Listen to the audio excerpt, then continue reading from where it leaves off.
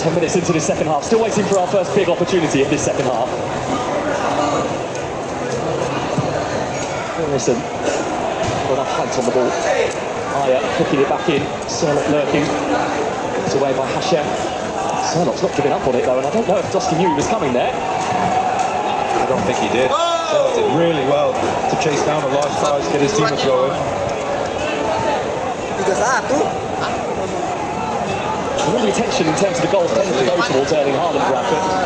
He scored more, Alexander Sørloth, for Norway than Torandre Flo, than Ole Gunnar Solskjaer, than John Carew. Big names in Norwegian striking footballing history. Well, he has his qualities, but in a game like this, the Bauer, Skjelderud, who is really quick and can link up play, might be a little bit more suited for a game like this. Sørloth is outstanding on set pieces, crosses, etc. Here is Sørloth. Turned on by Ødegaard. Ryerson. Haaland too high. Musa. Restarting it, forcing it in, and winning Norway a corner.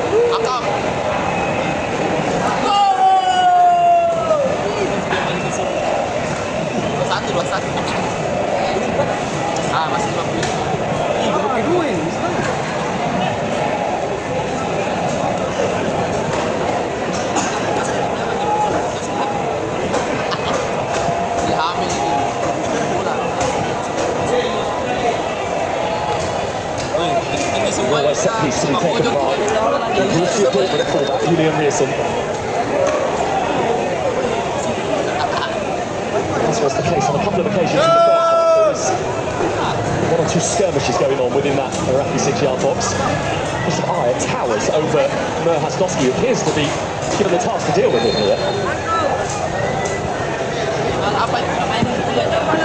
Ryerson into a horrible area for Iraq to defend, but they did extremely well with it. It's virtually impossible for Hassan, the goalkeeper, to come out and play or even punch it. It's broken for Bayash. Challenged by Musa. It's an issue here for Ali Jassim that I think is going to require some treatments.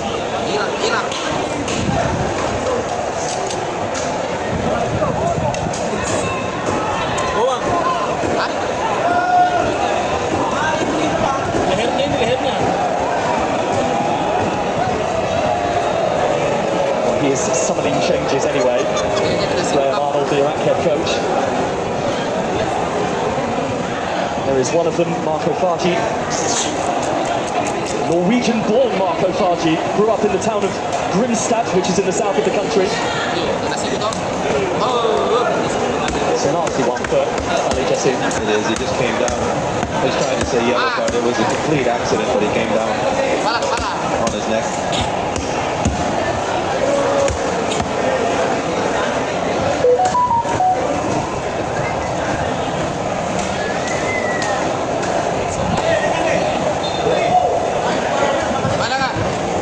It is going to be partly on for Sayed Ismail.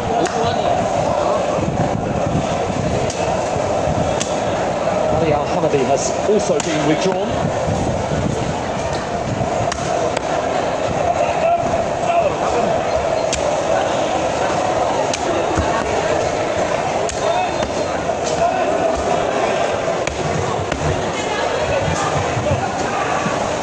That double change, the other player to come on for Iraq is the beautifully named Zidane Iqbal, and it wouldn't be a FIFA World Cup without a Zidane.